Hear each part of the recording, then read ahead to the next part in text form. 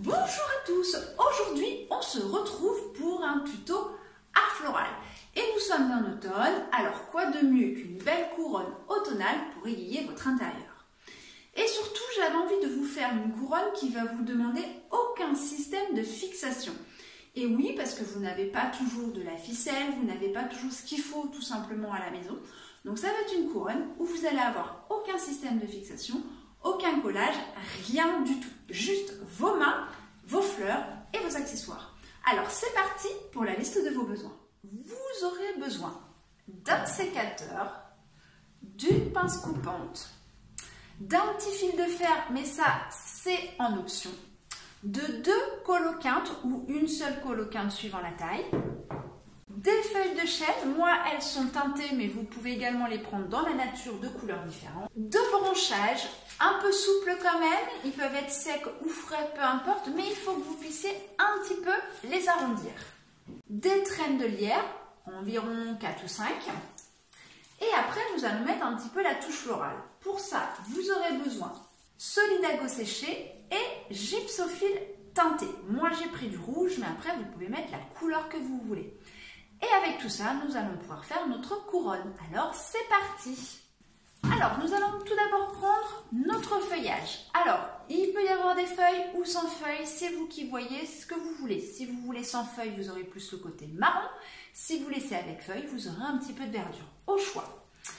Vos branchages, vous allez les entrelacer les uns sur les autres. C'est-à-dire que vous prenez une branche et vous la tortillez autour de l'autre.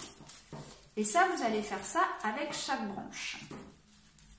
Donc, on entortille bien l'une avec l'autre. Et après, comme là, moi, j'avais 3 branches, je vais refaire la même chose sur la tige principale. Et après, je fais ça avec la dernière. Et ça, vous allez le faire avec toutes les tiges de bois que vous allez avoir. Il faut que quand vous arrondissiez la couronne, vous ayez à peu près entre les deux une distance d'une vingtaine de centimètres. Donc en fait, ça va vous faire pour l'instant une demi-couronne. Et ça, on va le faire avec un petit peu d'épaisseur.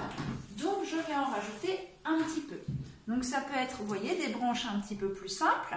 Si c'est ça, je vais passer dans ma branche et je vais faire la même chose. Je vais entortiller. Si le bois craque, si le bois casse, ce n'est pas grave du tout. Ne vous inquiétez pas, ça ne changera rien à la tenue de votre couronne. Mais il faut vraiment bien que votre tressage soit fait. Et donc, quand vous allez tresser, il faut que vous ayez une certaine épaisseur. C'est vous qui choisissez l'épaisseur qui vous convient. Ça peut être plus ou moins épais, suivant ce que vous voulez faire. Mais là, la première étape, ça va vraiment être de faire ce tressage et vous le retrouvez en fait avec une guirlande de branchage. Voilà, donc j'ai fait ma première guirlande. Comme je ferme, je suis environ à 20-30 cm, donc c'est parfait. Donc vous voyez, moi j'ai décidé de laisser un petit peu, alors si je me mets comme ça, vous allez peut-être mieux voir. Vous voyez, j'ai décidé de laisser quelques branches un petit peu moins serrées pour que ce soit plus joli. Mais vous pouvez vraiment bien tresser, c'est vous qui voyez. Donc une fois cette partie-là faite, on va la poser et on s'en occupera plus tard. On va prendre maintenant notre tige de lierre. Donc on va prendre toute notre tige de lierre.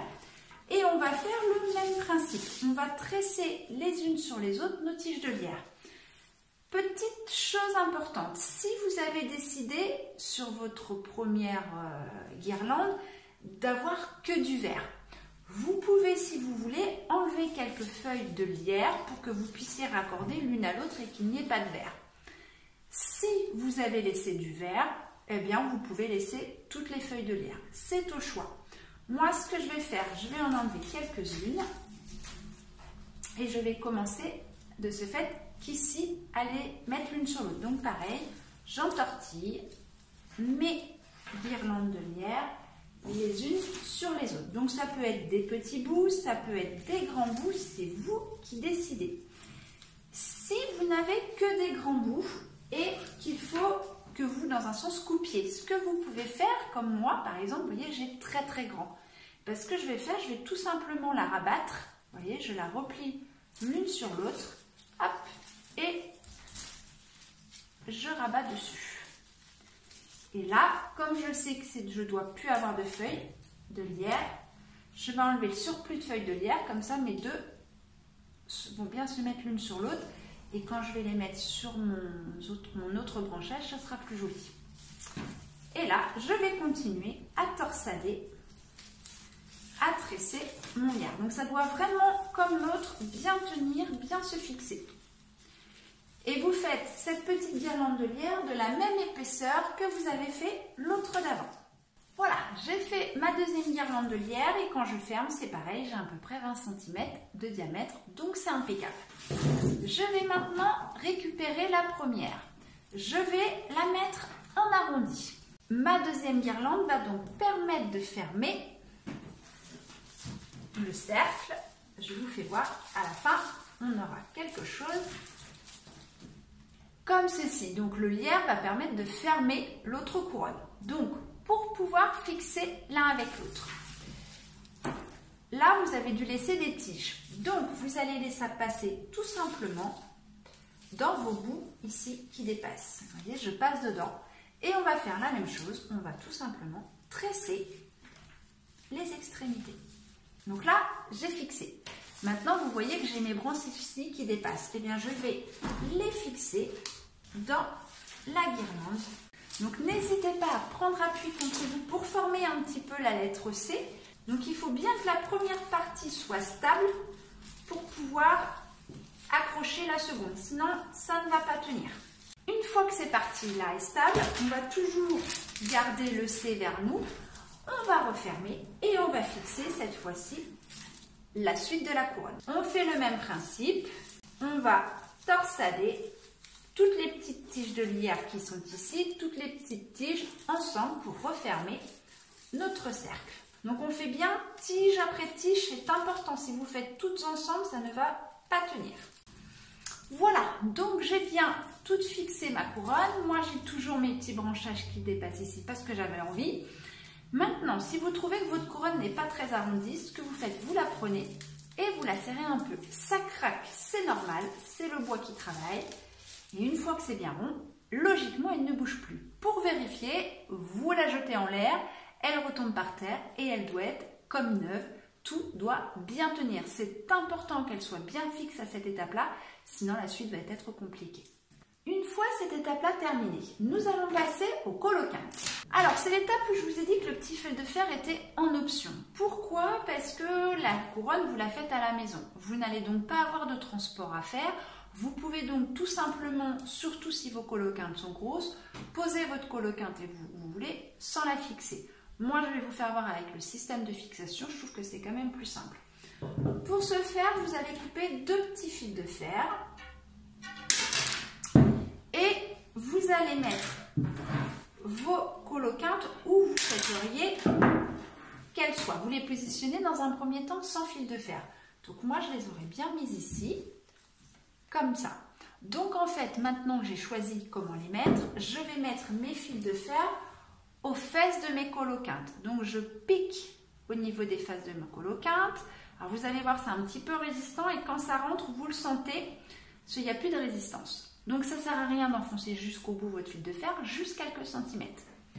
Vous passez votre fil de fer dans la couronne, votre fil de fer ressort, vous le rabattez tout simplement sur votre couronne. Attention quand vous rabattez votre fil de fer, que le fil de fer sur l'arrière de la couronne ne griffe pas. Pourquoi? Parce que si vous le mettez sur une belle nappe ou autre, il ne faut pas tout simplement que ça abîme votre nappe. Donc faites bien attention que votre fil de fer soit bien rabattu. Donc là j'ai fixé la première, je vais mettre maintenant la seconde. Je fais le même principe.